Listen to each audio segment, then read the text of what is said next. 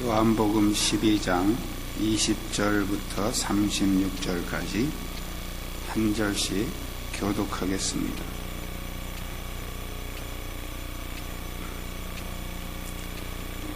명절에 예배하러 올라온 사람 중에 헬라인 몇이 있는데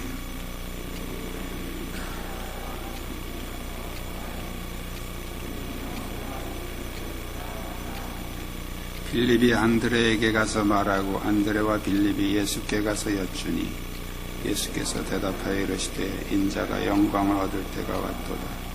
내가 진실로 진실로 너희에게 이르노니 한 알의 밀이 땅에 떨어져 죽지 아니하면 한 알 그대로 있고 죽으면 많은 열매를 맺느니라.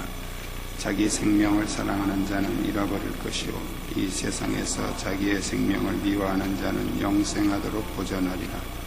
사람이 나를 섬기려면 나를 따르라. 나 있는 곳에 나를 섬기는 자도 거기 있으리니 사람이 나를 섬기면 내 아버지께서 그를 귀히 여기시리라. 지금 내 마음이 괴로우니 무슨 말을 하리요. 아버지여 나를 구원하여 이때를 면하게 하여 주옵소서. 그러나 내가 이를 위하여 이때에 왔나이다.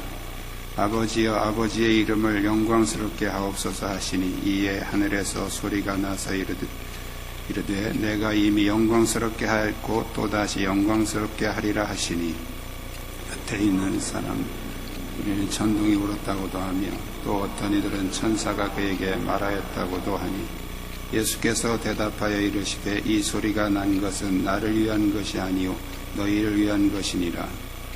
이제 이 세상에 심판이 있으니 이 세상의 임금이 쫓겨나리라.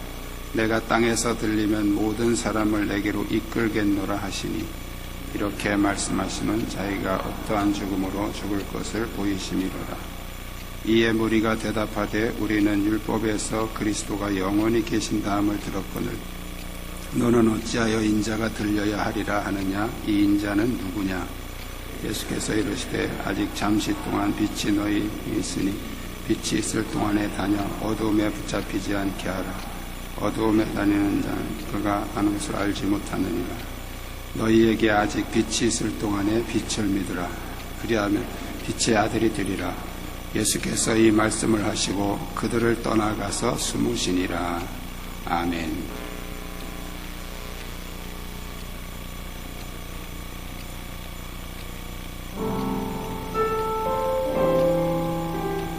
서로 인사 나누시기 바랍니다.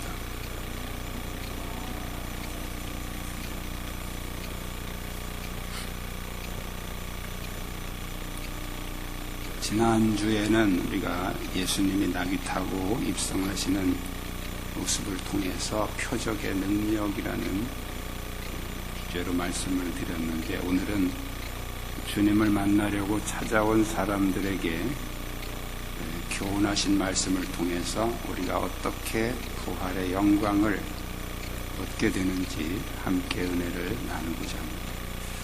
우리 한번 따라하겠습니다. 주님을 섬기는 것은 십자가를 지는 것입니다. 예수님이 6월절을 지키려고 예루살렘에 온 많은 사람들의 환영을 받게 되었을 때 헬라인 중에 몇 사람이 유대교에 개종한 헬라인이죠. 그들이 예수님 만나 주시기를 제자들을 통해서 요청을 합니다. 그들은 주님이 메시아로 찬양을 받으시는 모습을 보고서 예수님을 찾아온 것이죠.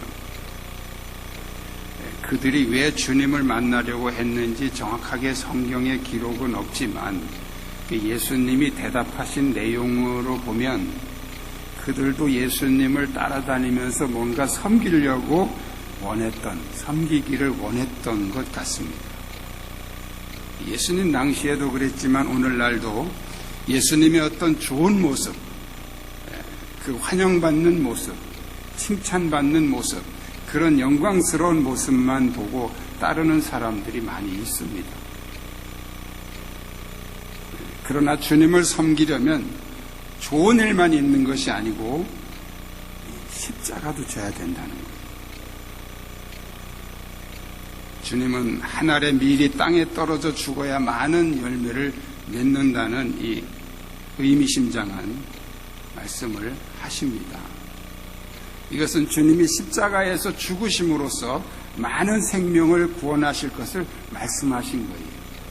너희들이 지금 보는 것처럼 내가 그렇게 찬양과 영광만 받고 사람들의 박수만 받는 그런 존재가 아니다. 나는 죽어서, 십자가에 죽어서 이 하나님의 구원의 역사를 이루어야 한다는 것을 말씀하신 것입니다. 그런데 주님은 이어서 이렇게 말씀하십니다. 자기 생명을 사랑하는 자는 잃어버릴 것이요, 이 세상에서 자기의 생명을 미워하는 자는 영생하도록 보전하리라. 사람이 나를 섬기려면 나를 따르라 하고 말씀을 하셨습니다. 결국 이 말씀은 주님을 섬기려면 주님이 지신 그 십자가의 고통까지도 감수하고 따라가야 된다는 거예요. 주님을 섬기면서 우리는 좋은 일들이 많이 있습니다. 그러나 그것이 전부가 아닙니다.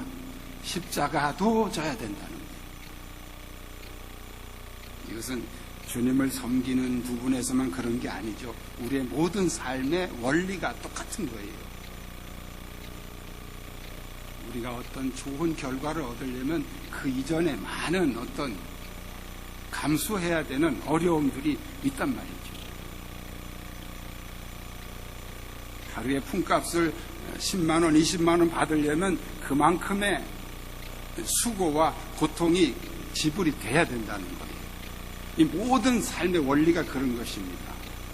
그래서 우리가 예수 그리스도를 통해서 하나님의 놀라운 영광에 임하기를 원한다면 또 그에 반하는 우리의 어떤 십자가가 있다는 걸 예수님은 그걸 분명하게 우리에게 말씀하고 계신 겁니다. 좋은 모습만 보지 말라는 거예요. 그렇다면 그 십자가는 무엇이기에 그렇게 우리가 힘들게 지고 가야 되느냐는 거죠. 오늘 예수님 우리에게 말씀하십니다. 십자가는 부활의 영광이 약속되어 있다는 거예요. 부활의 영광이 약속된 길이 십자가의 길이라는 겁니다. 십자가 죽음은 인간에게 내려지는 가장 고통스러운 형벌입니다.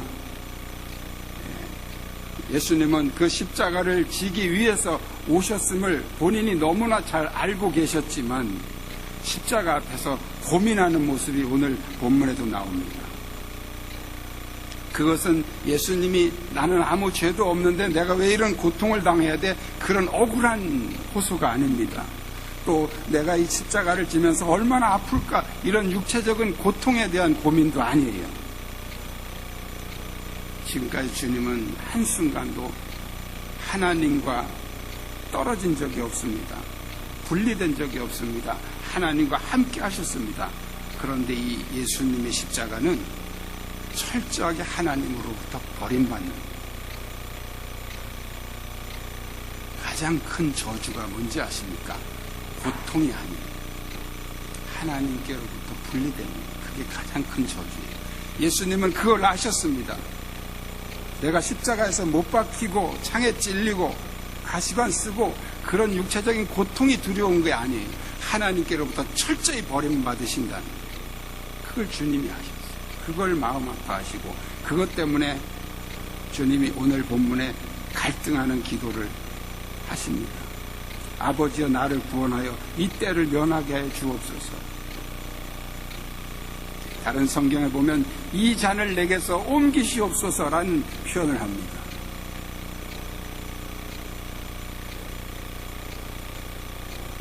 하나님께로부터 철저하게 버림받는 그 저주의 시간이 주님께는 고통이었다는 거예요. 그러나 십자가는 부활의 영광이 약속된 고난이었습니다. 주님은 곧바로 그러나 내가 이를 위하여 이때에 왔나이다. 아버지여 아버지의 이름을 영광스럽게 하옵소서. 다른 복음서에서는 주여 아버지여 그러나 내 원대로 마시고 아버지의 원대로 되기를 원하나이다. 이렇게 바로 예수님은 기도를 고치십니다. 아버지께로부터 분리되는 그 저주의 시간이 너무 나는 힘들지만 그러나 그걸 통해서 하나님이 구원을 이루시기를 원하신다면 주님 그 아버지의 원대로 그대로 되기를 원합니다. 예수님의 마음이었죠. 하나님은 하늘에서 즉시 응답을 하셨습니다. 내가 이미 영광스럽게 하였고 또다시 영광스럽게 하리라. 내가 이미 영광스럽게 하였고 하는 이 말씀은 바로 주님이 그 치유사역과 그 주님의 사역을 통해서 이루신 그 영광을 과거형으로 이미 영광스럽게 하였고라고 말씀을 하고 있고요. 또다시 영광스럽게 하리라 하는 이 말씀은 이제 앞으로 예수님이 십자가를 지시고 또 부활 승천하셔서 그리고 재림하셔서 이루실 그 미래의 영광을 말씀하신 것입니다. 우리가 주님을 따르려면 최소한의 어떤 그 고난, 그 십자가를 우리가 져야 됩니다. 그 우리가 감당해야 될 것이죠. 우리가 져야 될 십자가입니다. 때로는 그것이 우리에게 대한 어떤 사명일 수도 있고요. 또 우리가 그리스도인으로서 금지해야 될 어떤 규제일 수도 있어요. 어쨌든 주님을 따르는 길은 항상 편안하지만은 않다는 걸 우리는 알고 있어야 된다는 거예요. 그래도 우리가 따라가야 되는 이유는 그 길에 바로 부활의 영광이 약속되어 있기 때문입니다. 그렇다면 이 영광은 누구에게 주어질까요? 오늘 본문에서 이 부활의 영광은 오직 예수님을 선택하는 자들에게만 주어진다고 말씀하고 있습니다. 내가 땅에서 들리면 모든 사람을 내게로 이끌겠노라. 내가 땅에서 들리면, 땅에서 들린다는 말이 무슨 말씀입니까? 십자가예요, 십자가. 주님의 십자가, 부활, 승천, 이 모든 것을 통합해서 예수님은 땅에서 들린다는 표현을 쓰고 있습니다. 그런데 반대하는 무리들은 그 뜻을 알지 못했죠. 그래서 이렇게 물어봅니다. 우리는 율법에서 그리스도가 영원히 계신다함을 들었거늘 너는 어찌하여 인자가 들려야 하리라 하느냐? 이 인자가 누구냐?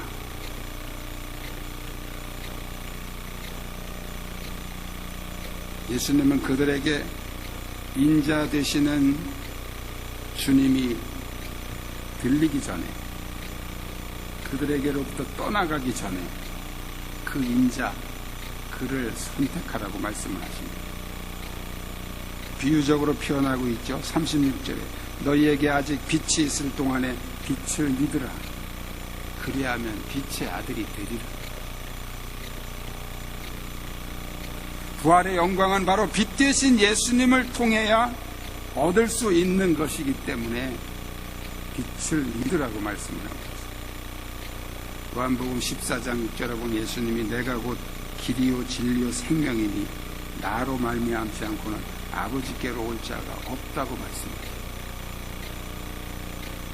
성경은 계속해서 오직 예수 외에는 다른 길이 없음을 우리에게 말씀하고 있습니다.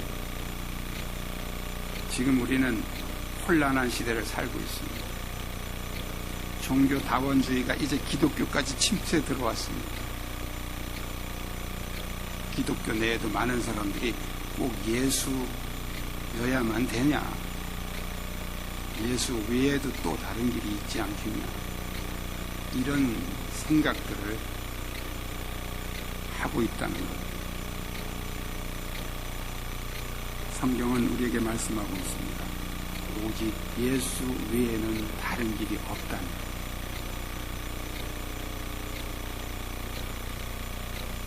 그 예수님을 선택하는 방법을 우리가 뭐라고 말합니까? 믿음이라고 말하는 거예요. 믿음.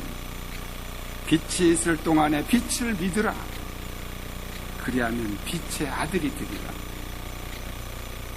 예수님을 믿음으로 선택한 자들에게만 빛의 아들이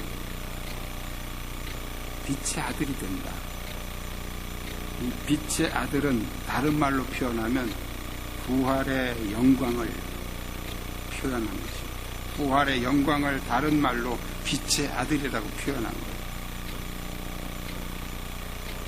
하나님은 우리가 부활해서 영원한 빛의 자녀가 되기를 원하십니다. 그래서 빛 되시는 예수님을 이 땅에 보내셨습니다. 그 예수님을 우리가 믿음으로 선택하면 때로는 고난이 있을지라도 영원한 부활의 영광을 누리게 될 줄로 믿습니다. 이 예수 그리스도를 통해서 부활의 영광에 들어가시기를 주님의 이름으로 축복합니다. 기도하겠습니다. 오늘 주신 말씀 붙잡고 함께 통성으로 기도할 때 하나님, 예수 그리스도를 통해서 우리를 부활의 영광에 이르게 하시니 감사합니다.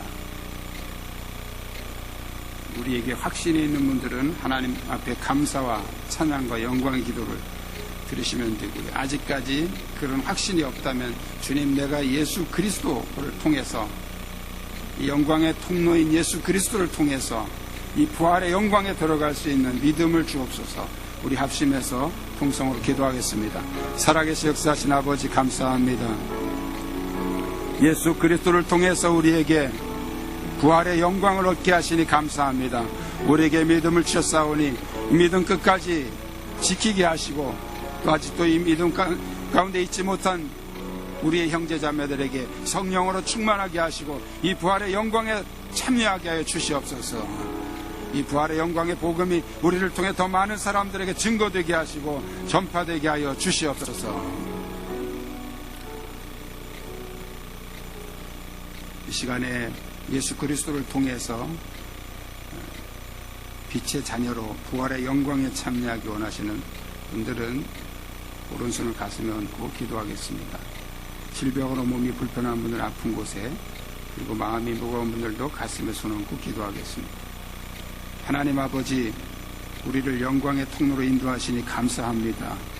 빛 되신 예수님을 보내셔서 우리를 빛 가운데로 인도하시고 빛의 자녀가 되게 하시니 감사합니다. 아직도 어둠 가운데 갈등하고 있는 자녀가 있다면 이 시간 영광의 통로 되시는 예수 그리스도를 통해서 빛 가운데로 나가게 하시고 빛의 자녀로 거듭나게 하여 주시옵소서. 질병으로 고통받는 이들에게 주님의 능력으로 치유하시고 질병의 고통 가운데서도 십자가에서 죽으시고 부활하신 주님을 바라보며 믿음으로 극복하게 하여 주옵소서. 주님의 능력을 증거하는 산 증인이 되게 하여 주시옵소서. 이들의 가정에 역사하는 질병과 고통과 어둠의 세력은 예수의 이름으로 차단될지어다. 마음에 억눌려 있는 이들에게 하늘의 평강을 주옵소서. 모든 어둠의 세력이 생명의 주 예수 그리스도의 이름으로 떠나가게 하시고 영광의 빛으로 충만하게 하여 주옵소서. 예수 그리스도의 이름으로 기도드리옵나이다. 아멘.